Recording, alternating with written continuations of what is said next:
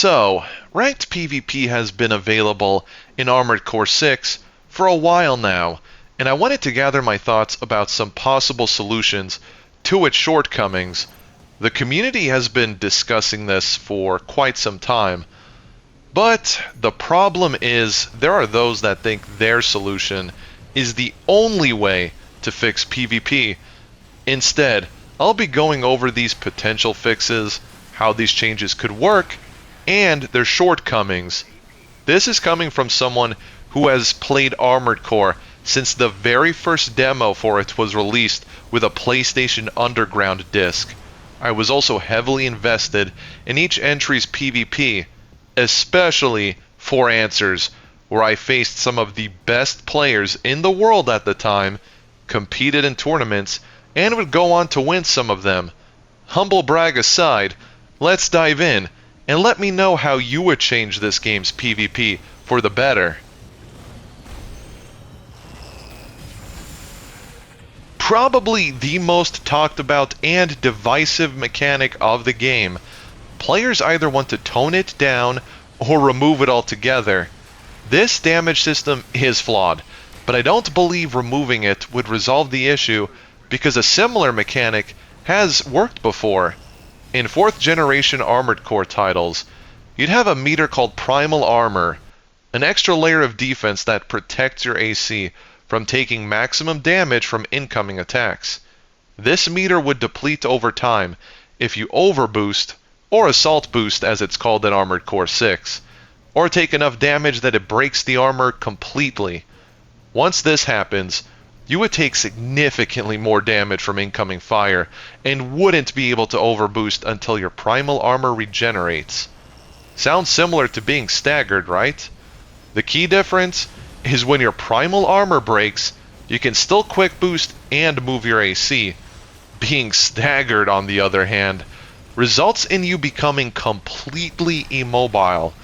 While this does give certain weapons that perfect opportunity to land a hit, like a pile bunker, it prevents a staggered AC from responding. Here lies the problem. Nobody wants to be a punching bag and see their AP drop to 0 within seconds.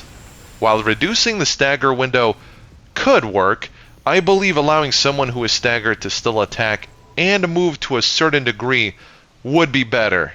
Some form of limited movement is better than none at all. Oh boy, where do I start with this one? This idea has been provided by a vocal minority. I only say this because the people who are familiar with the gameplay mechanic are usually other veteran players who played the older games. It essentially dictates how fast your AC can turn. Ideally, it makes each weight class respond appropriately. The lighter you are, the better your turn speed. The heavier you are, the worse it is. Seems simple, right? Wrong. This would make certain leg types completely obsolete in the PvP scene. Generally speaking, I can't emphasize this enough because there were certain exceptions and other parts that would be later introduced to change the outcome of this.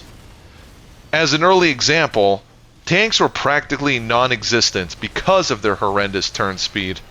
You would only use a tank if you ever wanted to be a damage sponge or if you're a masochist. This would change around 3rd gen, so it took quite a few entries for tanks to really feel like they can compete with the other more lighter options. And for Answer, for example, the only builds you would see in tournaments would be lightweight bipeds, middleweight bipeds, or tetrapods of any weight class because of their incredible turn speed. Reverse joints wouldn't see play in PvP until one of the last regulation updates that finally improved their turn speed to make them viable. Prior to that, no amount of tuning or stabilizers could help them compete. That's how bad they were. In my opinion, this feature should stay in the past.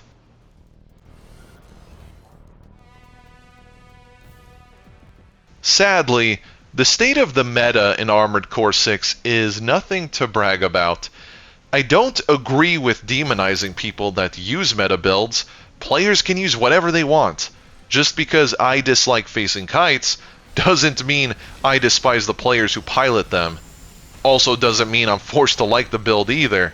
As the saying goes, don't hate the player, hate the game. A meta game has been shaped in each entry. That's nothing new. The problem now is how narrow that scope is. It has basically devolved into rock, paper, scissors. AC6's current top contenders include kites, Basho core builds, otherwise known as Neo statues, and shotgun users. There are some variations, but that's what the meta boils down to.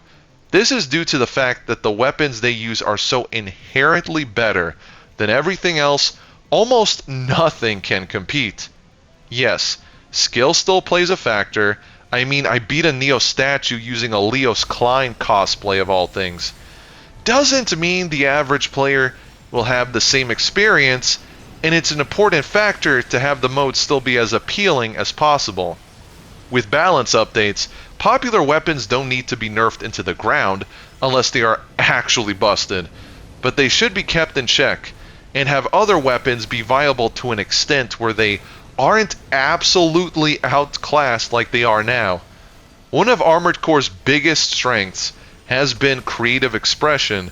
Unfortunately, that mentality doesn't get you far in Armored Core 6 PvP if your goal is to climb the ranks.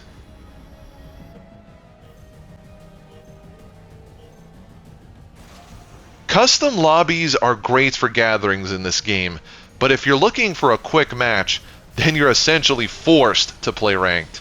Having this feature available as a non-ranked mode would be a godsend. Essentially, ranked is skill-based matchmaking at this point, being only categorized with other players in the same rank as you. If you're lucky, I've seen some D ranks show up all the way in S rank for no reason at all. So diluting the pool of players within each rank is not the way to go. You know it's bad when you're deliberately staying at lower ranks for a more enjoyable experience. I'm guilty of this because after being in S rank and the top 100 a few times, I don't feel like burning myself out going against the same builds over and over again. Out of all the changes that can be made to improve PvP, this would be the most obvious one. No downsides here. This one is a bit of a niche because it was around during a time when balance updates were not a thing. Nonetheless, there are still talks about this concept. If some weapons or internal parts were strictly better than everything else, they would be banned for competitive play only. This was common practice for events based around older entries.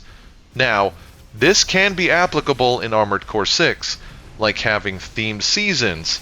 For example, they can implement a ban list when a new PvP season starts in order to mix up build variety. Maybe one season it will be kinetic weapons only, energy weapons only, etc.